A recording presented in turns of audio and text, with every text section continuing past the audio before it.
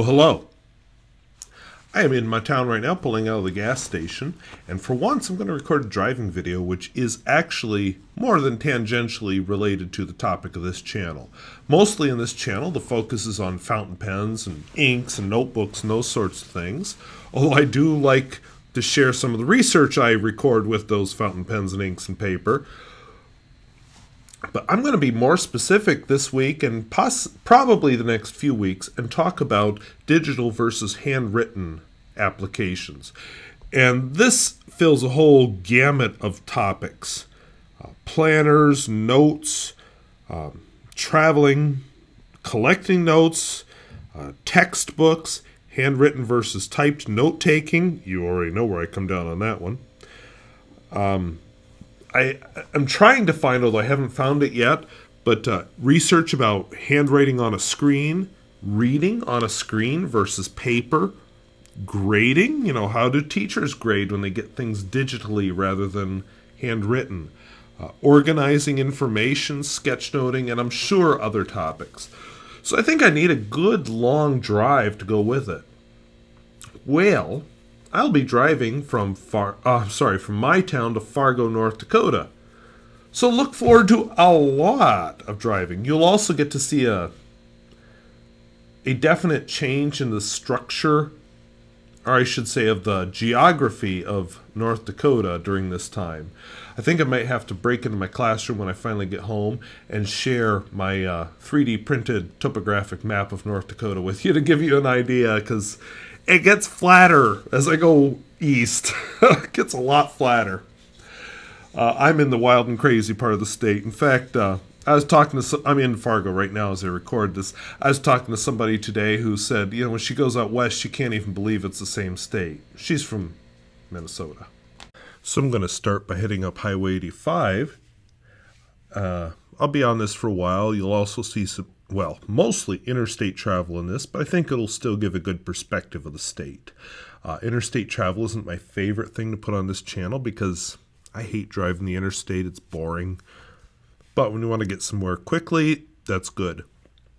I didn't leave town as early as I wanted to. I'd planned to leave at 8, but for various reasons, personal, having to do with some other people, I wasn't able to leave at 8 this morning, so I left quite a lot later, as you can see, about 1 o'clock.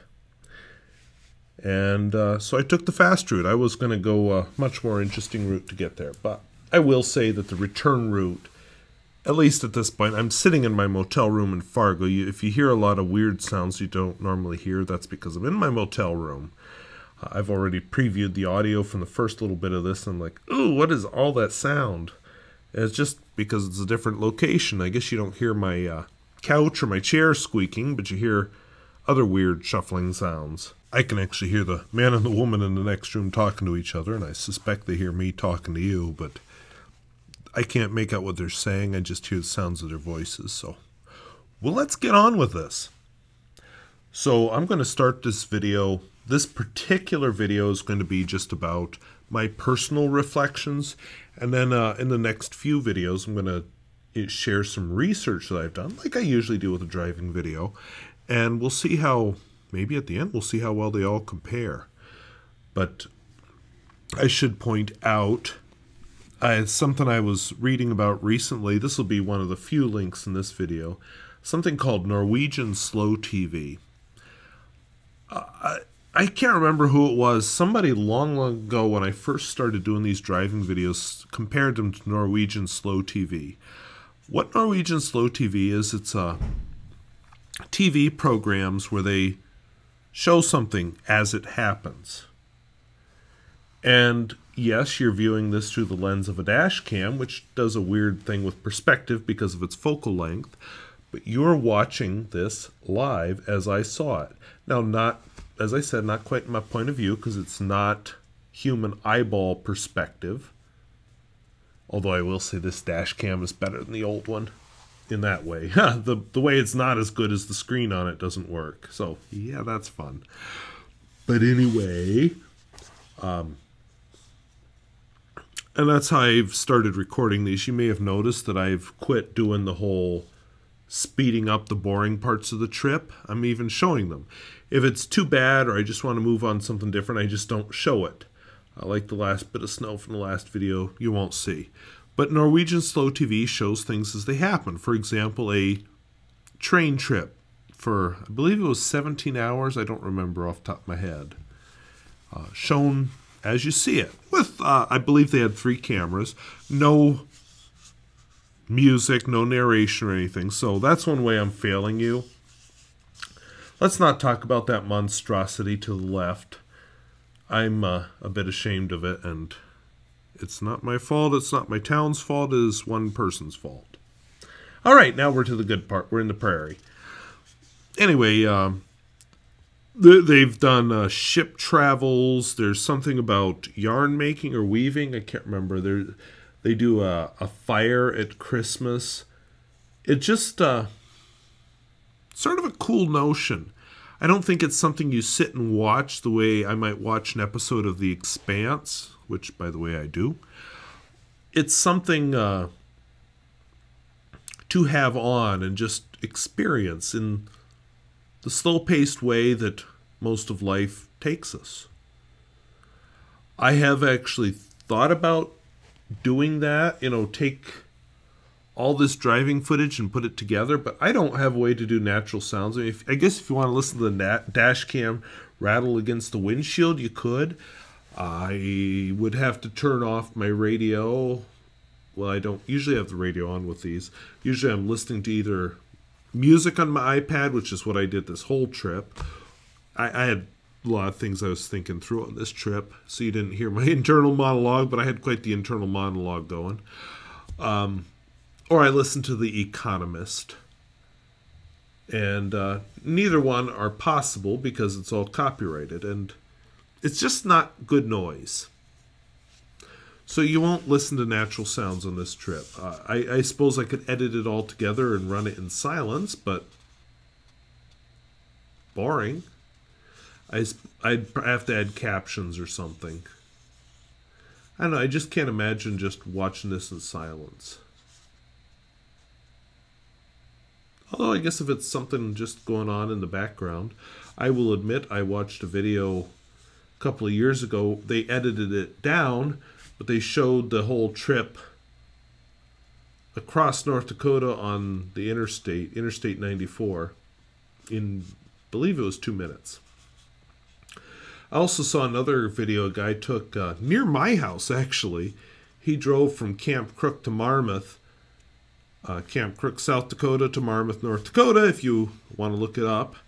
I'll try to remember to put the link down below, but anyway, he drove that whole thing and recorded it with his cell phone, not with a dash cam, so naughty, although I will admit that's what I used to do. Yes, there's a refrigerator in my room, it just kicked on.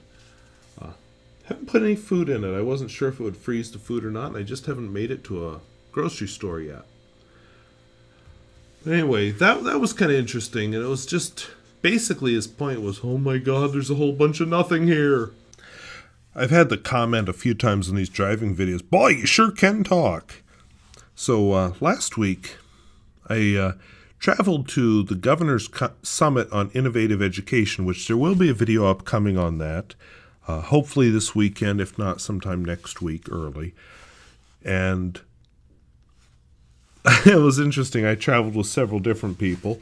The first leg, because I had a class in Dickinson the first day, and then the group of us going on traveled on to, we stayed in Castleton, North Dakota, and then from Castleton, North Dakota, we went up to Arthur, North Dakota the next day, which is where the Governor's Summit was, and from Arthur back to town. And I'll tell you why when I get to that video, why it was held in a place like Arthur, North Dakota. But anywho, first leg of the journey from my town to Dickinson, I was told by one of the people traveling with me that I never said a word. I'm sure I did say a word, but I didn't do much of the talking, I guess. In person, I am socially awkward and never know what to say, because I don't have an outline in front of me. Now, yeah, I can teach a class just fine, and because I know what I'm going to say. But if I have nothing to say, I'm not very good at, hey, I'm going to start babbling about this. So don't worry, if you ever do get trapped in a car with me, you're probably going to have to hold up your end of the conversation because I'll be not talking much. And the reason comes back to this video. I'm more of a writer. I don't respond well on the spot always. You learn if you're going to survive as a teacher. You learn how to respond to students and some of the things they'll say or do. And you learn how to respond to them instantly. That didn't come right away. I still find from time to time there are things that I'm just like, didn't see that one coming. And I have to think about how to respond to it. I like the written word because you can sit back and think and come back to it and say, okay, this is how I want to respond. That's one of the things that's awkward to me about social media is the immediacy of response that people expect. Oh, you giving up already? Well, no, I'm researching how I want to respond to you. I'm looking up facts where you're expected to have an instant command of them or just respond on pure emotion and blah, blah, blah, blah, blah. So, truth is, I love paper. Even as a little kid, I loved paper. I loved going to office supply stores or stationery stores. I remember one in Lemoyne, Pennsylvania. I don't even know if it's still there. I haven't been in Lemoyne in decades. But it was just amazing. It was, an old building, so it was room after room. It wasn't just a big single room like a Staples or an Office Max or something. Just fabulous stationery. I remember in the Colonial Park Mall where I bought my very first fountain pen, there was a place that was called News Center or Newsstand. Drawing a blank now. I apologize. I used to know. I remember specifically it had a yellow linoleum tile floor. That was a big store. It had a variety of things, a humongous magazine section, very small book section, and then a stationery, and then there was party supplies and can't remember what all was in it, but anyway, I bought my first fountain pen there, a Parker Jotter. But I just loved going in there. There used to be a Woolworths in the mall. My mother called it the Five and Dime, but it was a Woolworths. I loved the stationery section. It was small. My parents were more mall shoppers than they were downtown type shoppers, so most of my early memories are from the mall. I remember how excited I was when we moved to Coudersport, Pennsylvania. At the time I moved there, there was a Shawlee's Office Supply in town. It's not there anymore. I can't remember if there's still one in Olean, New York or not, but that whole market has changed a lot. And Olean now has a Staples or an Office Max, one or the other, so it's probably not there anymore. But it was an old-fashioned store, and it had stationery, and just kind of fun to see.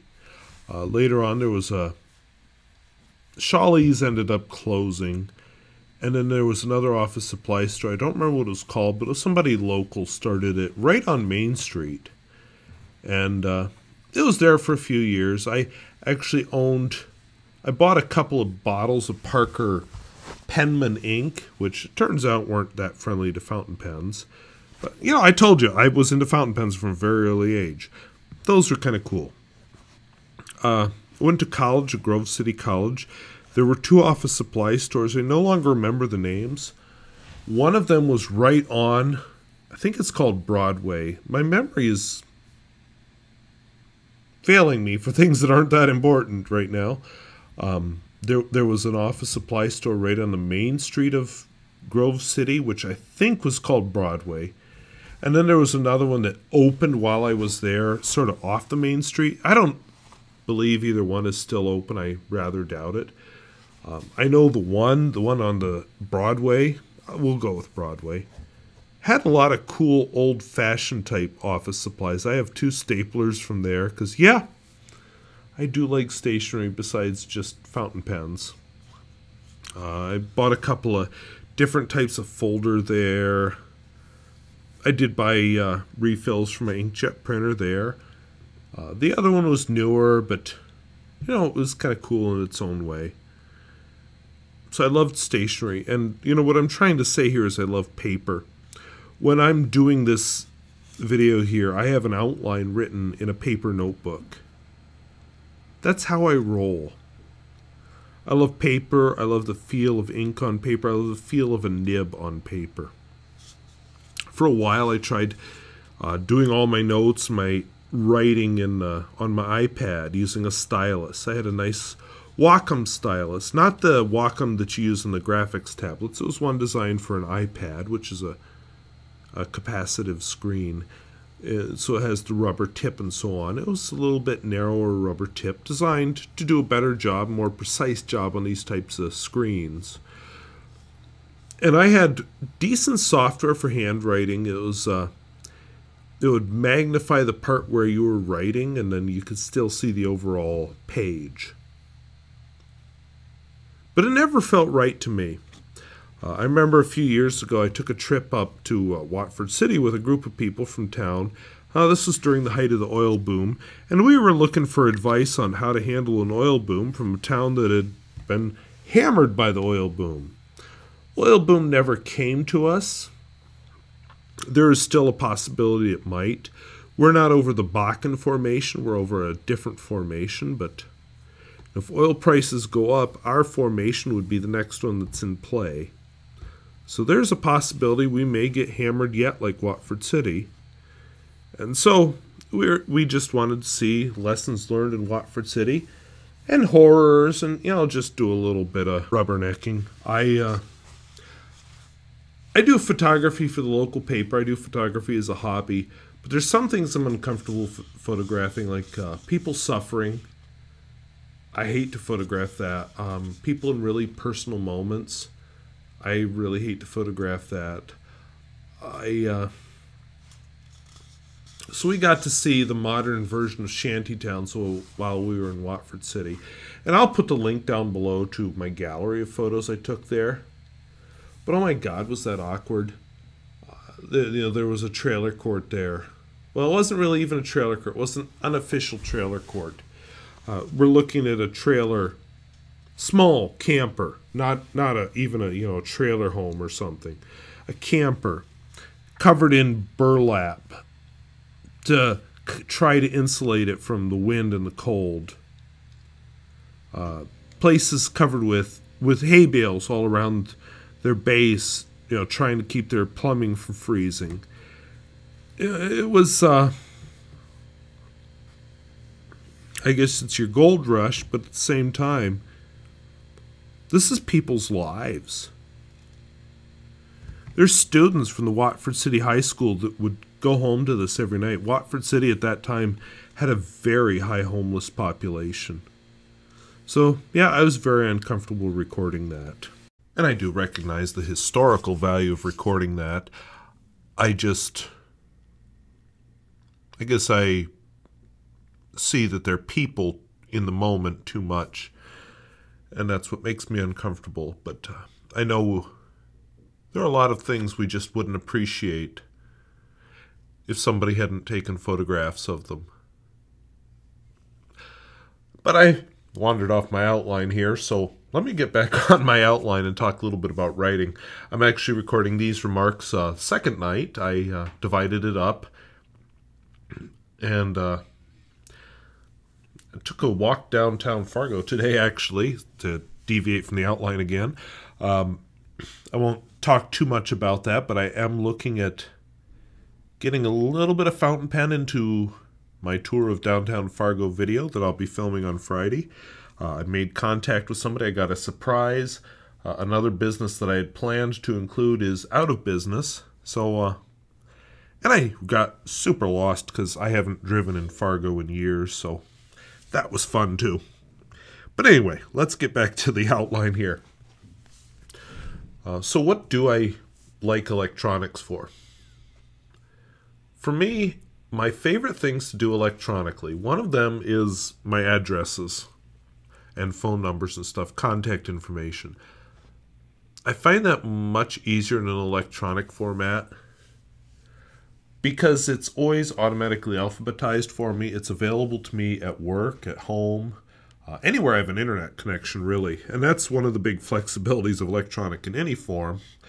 But for various reasons, that works well for me for contact information.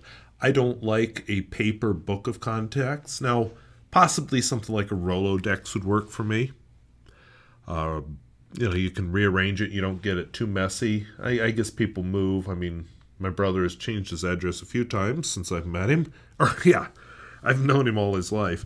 I should say, since we all moved out of the house. But anyway, sorry, that was awkward. So contact information is great for electronic. Perhaps if I had a cell phone, I might view other things as appropriate for electronic. I don't know. So keep that in mind as I say the rest of this. But to-do lists, reminders, scheduled things on a calendar, and so on, I prefer that on paper because I'll tell you why. I very rarely actually refer to the written record ever again. Somehow that physical act of writing puts it in my mind, and I don't need to look at it again. And that brings me to why I have a question, and I'm maybe crowdsourcing the research here. How does writing on a screen, writing, not typing, writing on a screen, handwriting on a screen, compare to handwriting on paper, as far as retention and memory and so on? Is there a difference? I don't know. I haven't found anything that tells me, yes, there's a difference, or no, there's no difference. I haven't found anything definitive. So I'm going to save that topic for hopefully later in the series, and we'll figure it out. But that is something I've wondered about. Now, in fact, I think the video, well, no, I know the video's uploaded. My Midori Traveler's Notebook video, I love that thing. And I showed how I use it. There's a lot of things I refer to. When I write down the basketball schedule, for example, back in August, and now it's February, I don't remember that. But it's right there. I just wrote down today classes I'm going to be taking in June of 2019. Now it's 2018 right now, June 2018. So a year from now, I know what classes I'm taking. I'm not going to remember that next year. I'll remember it's in June probably because this is a big deal kind of class for me. But aside from that, so I like it for that. Shopping lists. Honestly, I do sometimes write them in my Midori. More often, a shopping list is written on a envelope sent. A pen pal sends me a letter, so I write a shopping list on the blank side of their envelope, and that's what I take to the grocery store with me. I usually good about remembering a grocery list, except for usually if I don't look at the list, there's one or two items I forget. And even though I write things down, maybe I'm getting older, or maybe it's just the kind of stuff that I don't value that as much. I'll look through recipes for what I plan to cook that week, and then I'll wander out to the grocery store with that. I'm in Fargo right now, so I feel like I should take advantage of the grocery stores here, but it's going to be so long taking it home that, don't know. But I can certainly stop at the grocery store in Bismarck or Dickinson on the way home, so almost as good. We're approaching Amadon, North Dakota here. It's the county seat of Slope County, North Dakota. Amadon has maybe 26 people in it. It's small. And watch for the police as I go through town. Anyway, what else do I like? Well, if I'm taking a class, I like to take notes in a notebook. I actually get annoyed when I get a handout and I'm expected to take the notes in the handout. Like the class I'm taking this week, that's one of the things I don't like about it, is they want me taking the notes in the handout. Now, in some ways it makes sense, you want to standardize the lab results so you can look at them quickly and so on. But I'd much rather format it all myself and organize it. And the other thing when you have handouts like this, it has a lot of the information written in it already. So you don't end up writing it down. You end up, what I've been doing, honestly, highlighting things, underlining things, writing in the margin. What I should be doing, and laziness is taking over because I'm doing this instead of it. I also walked around Fargo instead of this. Oh, there was the police car. But, if I would reorganize it after the class, that might work a lot better. I was decent at that last year when I took this, the first part of this class in Bismarck. But just haven't been as good this year. And, part of it's the presenter. She's just not the same style of teacher, so it's a little different to really set it up. I should be in year 2 of the class, but they put us all into year 3 because the year 2 people, there weren't enough of them. There weren't enough year 3 people. So I have holes that luckily I read enough and I can pick things up reasonably quickly, but it's not my specialty area, which is why I'm taking the class, but whatever, it's chemistry class. But I like paper for notes. And there's a couple of really good reasons. Now, for example, when I start preparing the future parts of this series on note-taking that's going to be more research-based, I like to lay information out, reorganize it, see connections. Now, the articles I've collected so far, I've collected very nicely into one note. I can scroll through them. It's very neat and linear. But it isn't the same as when I can, I'll tell you what I do. Sometimes I'll sit in my kitchen, spread it out across the kitchen table, which isn't very big because it's not a very big house. If it's really complicated, I will spread it across the living room floor. Organize it, rearrange it, stack it, put things together. I just need to physically arrange things.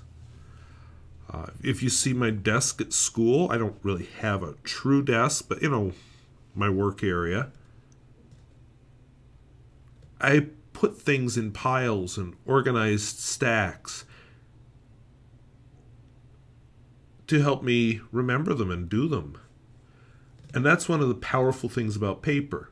I can spread it wide. Now, I can read about as much at a time on paper as I can on a screen. But having those connections, because I'll remember, oh yeah, the one with that I wrote with the Lamy turquoise over there, that's this. I just, that's one of the things about the paper. It's just more connections to me. And I think, as I recall, I have an article that says something about that. Now, what would be kind of cool, and it doesn't exist yet, well, the technology exists, but it would be prohibitively expensive, would be a virtual desk. Like my whole desk is a screen, and I can move those articles around on the desk, those virtual articles, those tabs in the browser. Like I said, we're talking obscenely expensive, and let's not even talk about the screen that would be like the size of my kitchen table or my living room floor. And pray wind doesn't come if it's paper, but that's another story.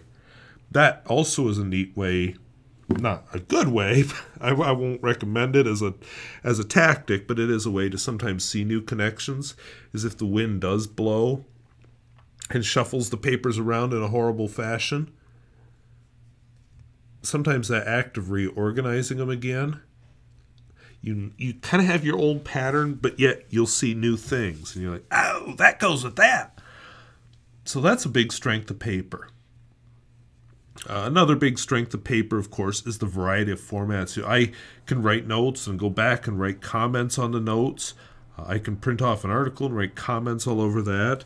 That's not my favorite thing to do, but I can. One thing I appreciate with Evernote, and I wish they would extend it to their other versions, But on the iPad version, there is actually a handwriting feature. It's not quite as robust as OneNote, but it's there. And I do need to do a video on Evernote one of these days. That is been quite a useful piece of software since I started actually using it in earnest. I'll leave more for when I get to that, but what a way to collect information. Which actually brings me to one of the things I don't like about Handwritten. For years, I collected a lot of articles. Paper articles. You know, I had magazine subscriptions. I'd buy magazines in stores. I would rip out the stuff I wanted to keep and then recycle the magazines. But it got so unwieldy. Now, I had a filing system. There was a book I had about filing information and filing articles, using codes on your folders and so on. I think it was called File Don't Pile. And you don't know it, but you just witnessed the power of the electronic format, because I just looked up the reference, and it is called File Don't Pile by Pat Dorff. I hope I pronounced that right. And it was an interesting system it had about how to use codes on your file folders. You know, codes that are related, like BIO for biology, for example, and then a number. And you had to have each one mean something else. So it's kind of had subcategories. So you might have BIO 101, BIO 102, and so on for like evolution and zoology, for example. And that was good. It definitely made it easier to find files, and I'd actually use them. But you ended up with a file cabinet full of files, and then I'd always have to look, what's my code on this? If I ended up with several articles to file at once, I'd be, sometimes they'd pile up because I just couldn't get to it right now. Then there'd be a bunch to file. And I always had to look at the code and write that on the article and so on. And it just was a pain. And one day, I said, enough. Took the files, put them in the trash, and you know what? There were one or two I missed, because I had a nice file folder full of recipes for chemicals that I used. I shouldn't have thrown that one away, but for the most part, I didn't miss them.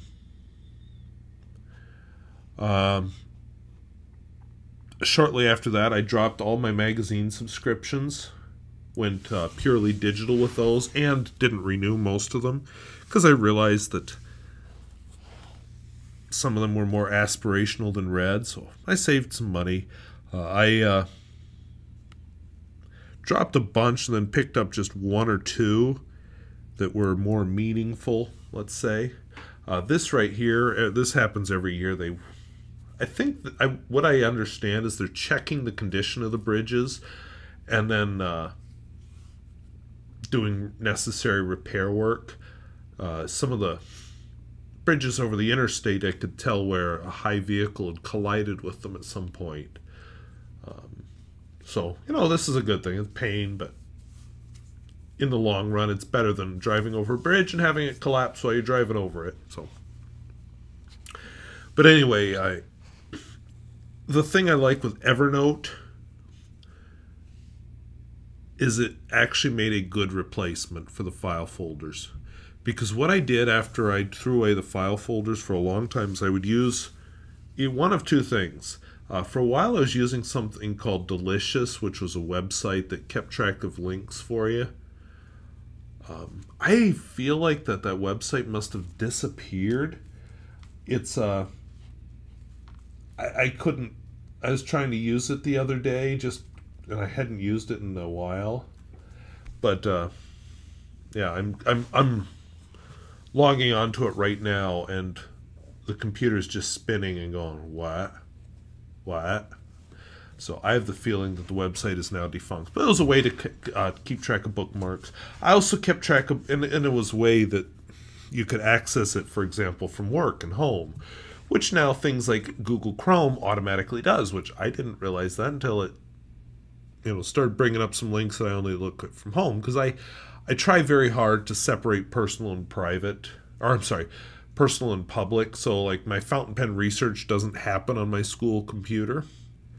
Well, now it's in the history on my school computer, even though it happens at home, which is a side effect of having the Chrome on my school computer and Chrome on the home computer linked. Well, why is it linked? Because I was using Google Docs and Google Office for both personal and school use. So there you go. I should have made separate accounts. Well, I did used to have separate accounts for each, but somewhere along the line they got merged. And I don't know if that's something I did or what. But anyway, so I used Delicious for a while. I would quite frequently bookmark websites. Yeah, Delicious doesn't apparently exist anymore. A lot of bookmarks. I had a wealth. I still have them. Wealth of bookmarks in my browser. Now, what a bookmark should be is a site you visit frequently. Like maybe you go to NPR every day to check the news. Okay, that'd make a good bookmark. Maybe Thingiverse.com is a good website for locating 3D printer patterns. Okay, we'll bookmark that. Tinkercad might be a good one for designing 3D printed objects. Okay, we'll bookmark that. But articles you want to read or save, that's not what bookmarks are for. And it quickly became unwieldy, which is where Evernote stepped into the breach.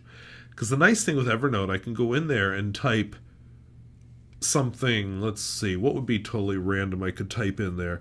Restoring old-fashioned glazed windows. You can tag things, you can put things in folders, and it'll do a keyword search just looking for words in the article or description or whatever. So I can find those articles in a number of different ways on Evernote. And if I'm really good, I've got it tagged and categorized in a way that I can quickly find it. Recipes. I used to print off recipes that looked interesting. Well, it became, again, quickly unwieldy. And then I'd end up with duplicates because I'd forget, I saw that one and it looked good and I printed it already. So now I can search, Mexican street corn salad. That's one I have in my Evernote. And I found it. So that's pretty awesome. That's technology working in a way that paper can't. And that's powerful. Yes, I could categorize things, but it takes a lot longer to find things with paper. So there's a drawback to paper. I know that I can take notes in a way to emphasize things when I use paper. I know that the paper is a powerful way to force me to pay attention. One of the reasons I started taking a notebook to board meetings, school board meetings, helped me pay attention. Now, there was a period of time when I would take the notes handwritten. I used a Wacom tablet hooked up to my netbook. I did that for a while. That was nice, except it was hard to share them with people because it was using, I forget what it was. It was I used Linux on that what did I just call it? Anyway, on that computer. But and there's a wonderful piece of software for handwriting in Linux, by the way. But it was hard to share, and it was a lot of stuff to have with me. I tried briefly using the note-taking software on the iPad, but there was just no way to share or print that. Also very hard to search through. And then I tried typing for a while, and I couldn't remember stuff. So finally, I came back to using just a plain notebook. I have a dedicated notebook that I keep at school, and that's the notebook I take all my school board notes in. And what I should do, let's leverage the computer. What I should do, and I haven't been doing, is I should photograph each page after I take the notes, upload them to Evernote. Then I can leverage the best of both worlds. Which, now that I'm saying that, I'm thinking I need to start doing that. And I'm glad I had this little talk with you, so hopefully I remember to do this tomorrow.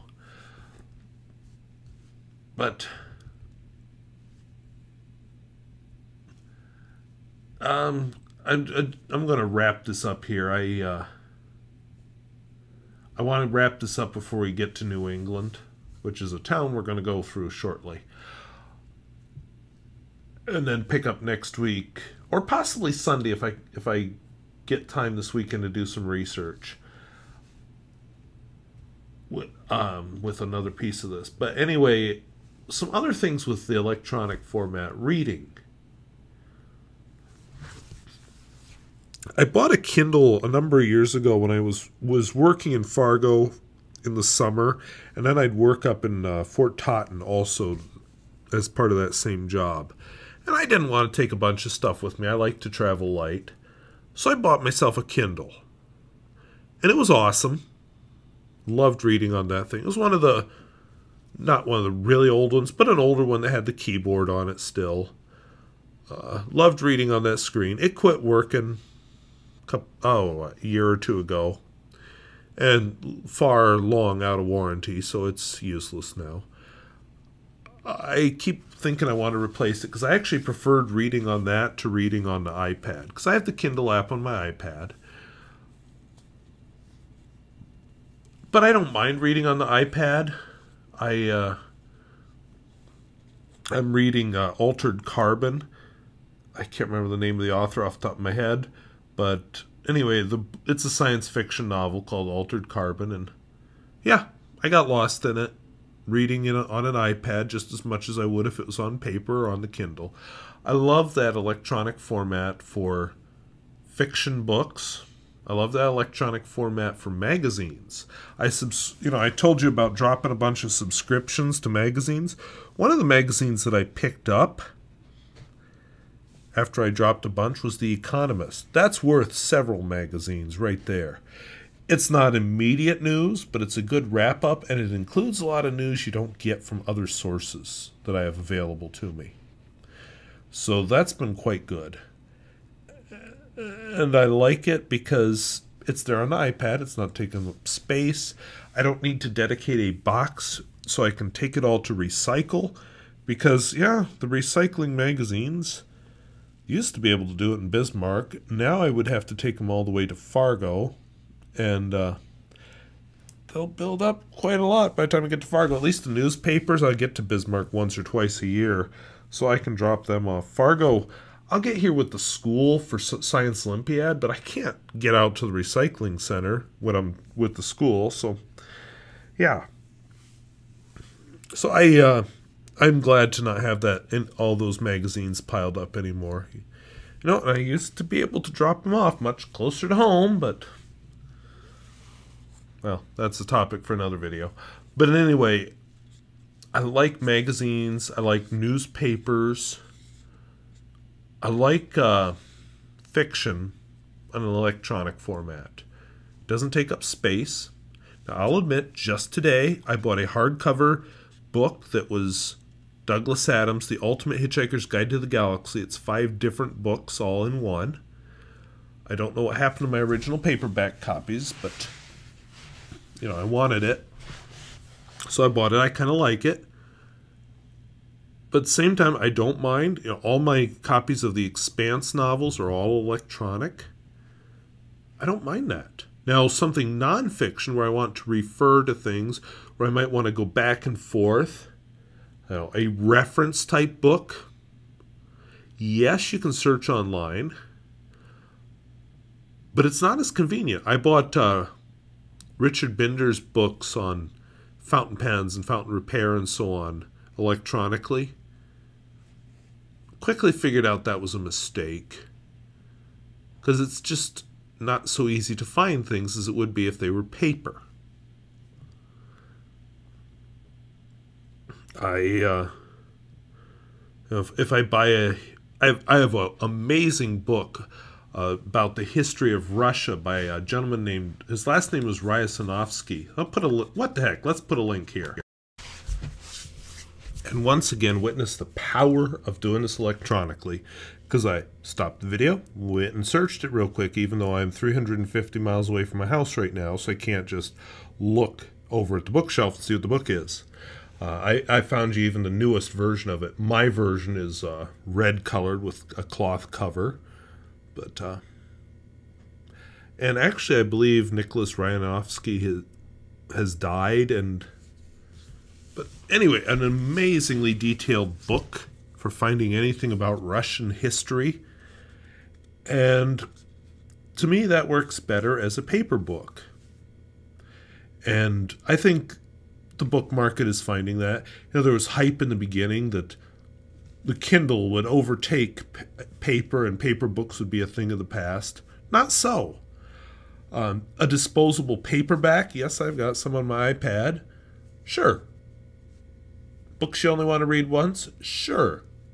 Although, that's what libraries are for. Although if you live in a town like mine, library is going to be pretty limited. But anyway, reference type books like that work better on paper. I haven't come up with a good decision on cookbooks. I guess a cookbook itself is easier to handle as a book, but I found I'm getting a lot of my recipes online because I have an ingredient, so what am I going to cook with it? I don't know. Let's look up what I can do with a corn salad. And you end up with a Mexican street corn salad recipe, which is amazing. Hey, it's power of the internet again, the electronic format. So I think the electronic is more searchable. The paper is easier to see relationships and to spread out and find relationships. I like Evernote for collecting resources for these videos. And yet, I'll put the notes on paper. There was a very brief instant where I thought, hey, I'll just use Evernote's capability to make web pages and so on, and put links to my Evernote version of all the web pages, and then I don't have to worry if the web page changes down the line. But then I learned two things. One, I got worried about copyright, because I'm not sure how that would work. The other thing I got worried about is, wow, this is a lot of work, making links, making all the pages public, when I can just pop the link into my bibliography anyway. And everybody knows the internet links get out of date, so, and I've got the date when it was true. That's the date of the upload of the video. So, yeah, I haven't pursued that option further. But anyway, I'm not going to say that they're equal. I'm not going to do any kind of false equivalence. I will just say that they both have strengths, and perhaps what you're looking for isn't one is better than the other. Look at your function. What is your purpose?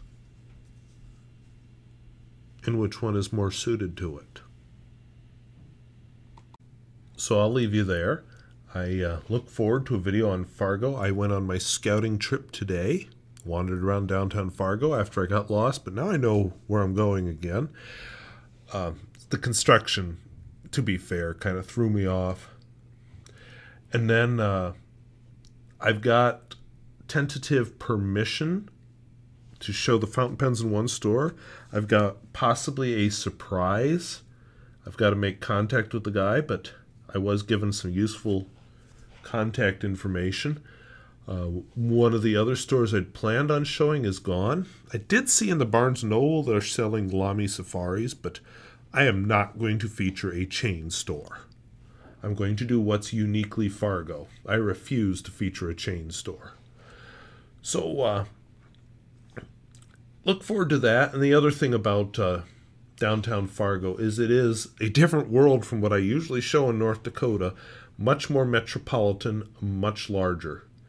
And there are some neat things to see.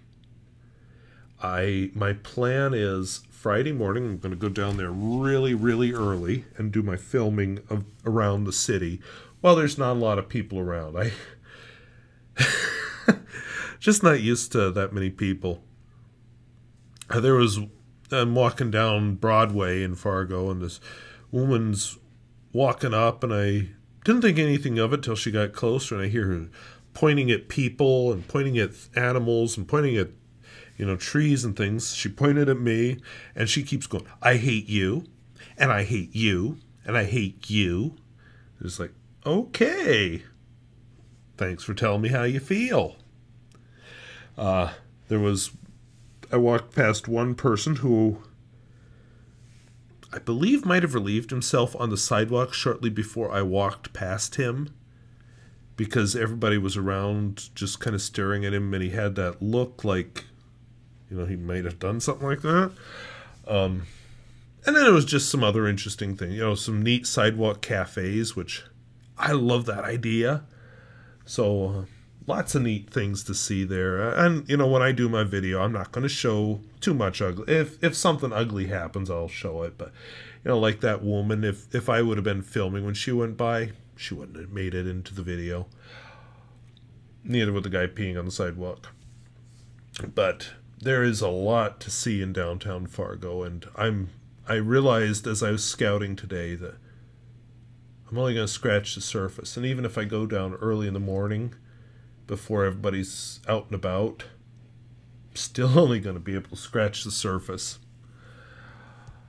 But this fountain pen store I found may end up being much more interesting than I thought it would be.